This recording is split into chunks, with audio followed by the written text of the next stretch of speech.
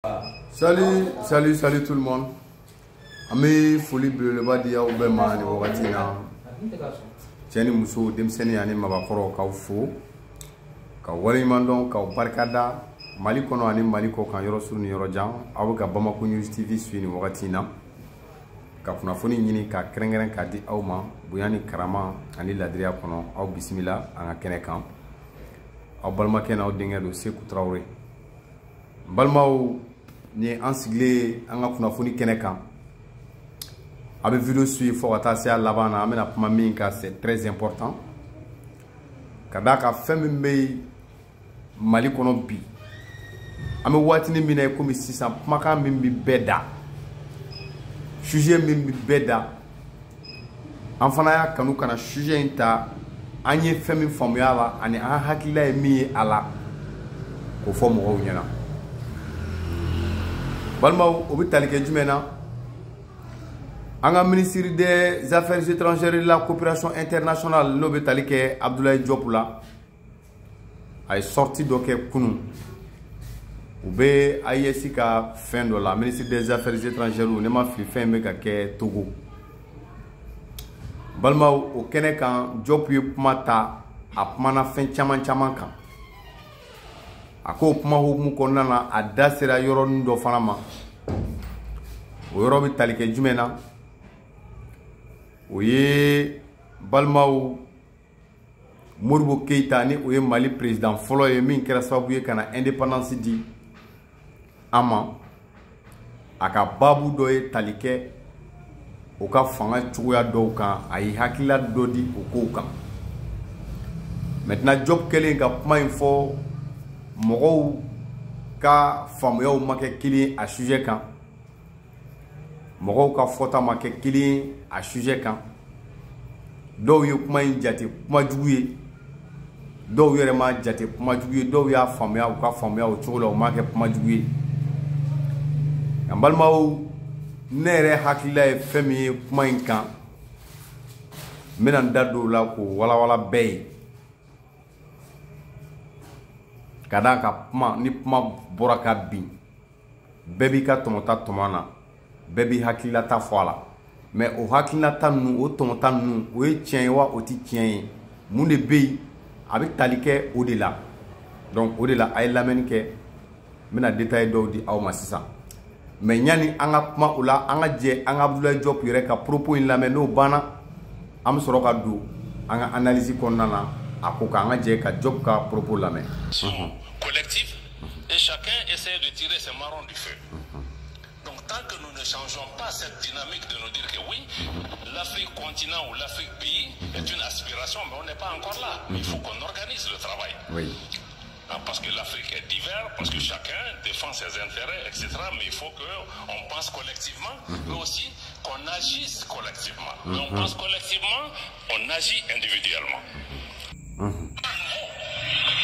nous regardions notre ancien président Modibo Keita, quand il est arrivé au pouvoir, à l'indépendance, il avait à peine 33 ans. Et la plupart des dirigeants des indépendances étaient dans la trentaine ou moins. Et nous, les qualités que nous avons aujourd'hui, il n'avait pas. Modibo Keita était un instituteur, il n'a pas été préparé à diriger un pays. Nous avons ces expériences. Aujourd'hui, ce qui est important pour nous aussi, c'est de comprendre que la jeunesse n'est pas pour demain. Donc balimaw ni Abdoulaye Diop ni y'a ka kuma ye a ye min fɔ Modibo Keita kan balimaw dɔ bɛ se ka nin kuma in jate kuma jugu ye dɔ t'a jate kuma jugu ye mais n'i ye nin dan ne yɛrɛ ma ne b'a faamuya ne t'a kɛ kuma jugu ye ne b'a faamuya ne ye ko in faamuya cogo min na Abdoulaye Diop bɛ fɛ ka min fɔ dɔrɔn o de ye c'est diɲɛ évolué la quoi diɲɛ yɛlɛmana quoi anw tile ani fɔlɔ mɔgɔw tile kelen tɛ ala ye dɔnniya dɔw di anw ma bi o kun tɛ fɔlɔ mɔgɔw bolo ala ye anw sɔn minɛn dɔw la bi o kun tɛ fɔlɔ mɔgɔw bolo ala ye dɔnniya ni kalanbolo dɔw di anw ma bi o kun tɛ fɔlɔ mɔgɔw bolo est-ce que téléphone tun bɛ yen fɔlɔ la téléphone tun bɛ yen fɔlɔ la Android tun bɛ yen fɔlɔ la téléphone ko daminɛna Android la wa téléphone fɔlɔ min nana Mali la téléphone sugu jumɛn kun don a bɔr'o la ka kɛ jumɛn a bɔr'o la ka kɛ jumɛn ani a bɛ cogo jumɛn na bi est-ce que ni anw y'a fɔ mɔgɔ min ye ko nouvelle technologie la ko anw bɛ min dɔn o la bi an mɔkɛw t'o dɔn an bɛ min dɔn nouvelle technologie la bi an faw ta faw t'o dɔn fɔlɔ mɔgɔw t'o dɔn est-ce que i ye galon tigɛ ya an k'o bila an kana kalan sira kan ma niveau ko fɔ ma foyi fɔ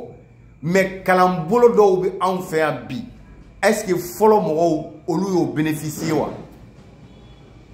bibi na kalan sugu bɛɛ b'anw fɛ yan école de journalisme yɛrɛ ka dayɛlɛ Mali la o kɛra en quelle année sinon Mali école maa minnu tun bɛ journaliste kalan kɛ ni ma fili u tun bɛ taa kɛ Dakar Sénégal ani jamana wɛrɛw la bon ni anw bɔra k'a fɔ bi ko Ala ye anw garisɛgɛ fɛn dɔ la Ala ma fɔlɔ mɔgɔw garisɛgɛ min na kalan sira kan est-ce que o ye nkalon ye yan kalan kɛ kun ye jumɛn ye dɔnniya sɔrɔli tɛ yan bon ni kalan dɔ bɛ anw bolo bi fɔlɔ mɔgɔw ma min sɔrɔ n'anw ko fɛn dɔ dɔnniya b'anw na bi fɔlɔ mɔgɔw ma min sɔrɔ est-ce que i ye galon tigɛ yan donc Abdoulaye Diop ne b'a ka propos ninnu faamuya k'a kɛ nin yɔrɔ di ne b'a ka kuma faamuya nin faamuyali cogo de la effectivement ne yɛrɛ ka ye la Ala ye kekuya dɔw di olu ma u ye kalan dɔw kɛ c'est Modibo Keyita ninnu ma min dɔn quoi anw filɛ ka min kɛ tubabu la n'a kun fɔra mɔgɔ min ye ko nin bɛ kɛ bi e tun bɛ da la ni ye Modibo ninnu lawuli ka caman c'est vrai u ye indépendance kɛ u y'an bolo bɔ tubabu bolo mais en réalité halisa ɲɛna sanbɛya ni fɛn dɔw tun bɛ yen o tun bɛ anw na halisa mais k'o ban pewu ka tubabu gɛn foyi ma bɔ a la ka tubabu minɛ k'a don kaso la an fɛ yan n k'o kɛra bi n'i tun y'o fɔ fɔlɔ mɔgɔw ye u bɛ da la wa donc Job k'a fɔ ko Ala ye dɔnniya dɔw di olu ma bi Modibo ninnu ma se ka min sɔrɔ ne yɛrɛ kɔni ka faamuyali la kuma in nkalon t'a la parce que le monde est évolué diɲɛ évolué la an tagara ɲɛ dɔnniyaw walankatalen don mɔgɔninfinw ka kekuya fanga ka bon bi ka tɛmɛ kunun kan hali denmisɛnninw ta i k'u lajɛ bi denmisɛnnin bɛ se ka ko caman kɛ mais fɔlɔ denmisɛnnin tun tɛ se k'o kɛ bi denmisɛnnin sen bɛ se ka ye fɛn caman na fɔlɔ denmisɛnnin tun sen tɛ se ka ye o la kekuya bolo ma dɔnniya kuraw bolo ma donc je pense que o erreur ye fɔlɔ mɔgɔ tɛmɛnenw sɔrɔ sinon o kow kɛr'u la ka tɛmɛ mais n'i y'a kɛ bi ye ko dɔw kɛra Modibo Keyita ninnu na fɔlɔ la mais ni bi don mais o tɛ se ka kɛ o ye jumɛn ye o ye dɔnniya de ye parce que u ye dɔnniya dɔw sɔrɔ fɔlɔ mɔgɔw ma min sɔrɔ o ye ne ka faamuyali cogo ye a ko Modibo tun ye lakɔli karamɔgɔ de ye o ye tiɲɛ ye o kɔfɛ est-ce que a ye politiki kalan kɛ yan est-ce que Modibo ye kalan jɔnjɔnw kɛ politiki yɛrɛ kan wa a m'o kɛ ɔ mais bi politiki ekɔliso tɛ fan bɛɛ yan a formation tigɛ mɔgɔw kunna fan bɛɛ fɛ wa donc ni mɔgɔ min ko politiki sira kan ko dɔnniya kuraw ni kalanbolo kuraw bɛ yen fɔlɔ mɔgɔw ma min dɔn i ye galon tigɛ yan donc ne bɛ fɛ ka min fɔ dɔrɔn nin kuma in mɔgɔ kana bila kuma jugu minɛn kɔnɔ quoi bɛɛ bɛ se k'i ta fɔ ko in kan dɛ bɛɛ bɛ se k'i ta fɔ ko in kan mais ne kɔni ka yeta ye min ye an k'a faamuya quoi ne ka yeta ye min ye o y'o de ye dɛ an k'a faamuya bɛɛ bɛ se k'i ta fɔ a kan mais an k'a faamuya an k'a faamuya mais ni ko nin dɔ kɛra bɛɛ ka firi ɲɛmɔgɔ kan ka fɛn dɔ fɔ a ma k'a sɔrɔ an m'an ka kuma yɛrɛ taabolo faamuya donc je pense que o ye fɛn min fana n'a cɛ man ɲi ne ma fili Abdoulaye Diop ye clarification di hali a ka kuma in kan a bɔlen ka kuma in kɛ m'a ye mais j'ai appris que ko a yɛrɛ ye clarification dɔw kɛ fɛn in kan donc an b'a lajɛ n'an y'o fana ye an b'o latɛmɛ aw ye halisa aw ka faamuyali cogo ɲuman kama Voilà, donc ne doka sebeli kele akan okomu ko grosse vague de réaction suite à la prise de parole du ministre des Affaires étrangères Abdoulaye Diop au forum de Lomé face à la polémique sur ses propos concernant le père de la nation Modibo Keïta. Le chef de la diplomatie a pris la parole sur Facebook pour clarifier la situation. Il affirme que son intention n'était absolument pas de minimiser l'héritage de Keïta, mais bien de souligner son rôle exemplaire en tant que figure fondatrice et symbole de la souveraineté nationale. Le ministre Diop insiste, un dialogue ouvert et constructif est essentiel pour dissiper tout malentendu, en réaffirmant le respect indéfectible pour Modibo Keïta et ses valeurs d'intégrité. Il rappelle que l'héritage de ce leader historique reste un socle pour l'avenir du Mali. Selon vous, est-ce que cette clarification est suffisante pour clore le débat? Quel rôle doit jouer l'héritage de Modibo Keïta dans le Mali d'aujourd'hui? Bon, moi je pense que cette clarification ne suffit pas. Ça ne suffit pas. Parce qu'il faut beaucoup communiquer. Il faut bien clarifier les choses. Il faut donner des détails. Monsieur Abdoulaye Diop. Je vous ai déjà dit que vous ne devez pas du tout minimiser la communication. Quand le peuple a du mal à comprendre quelque chose, l'un de vos propos, il faut faire tout pour clarifier. Pour clarifier très bien. Pour la bonne compréhension de tout un chacun. Moi, je pense que c'est ce qui est mieux. Quand on a pas quoi. Parce que il est sérieusement quand il y a pas même faut pas jouer. Il m'a mouru doya,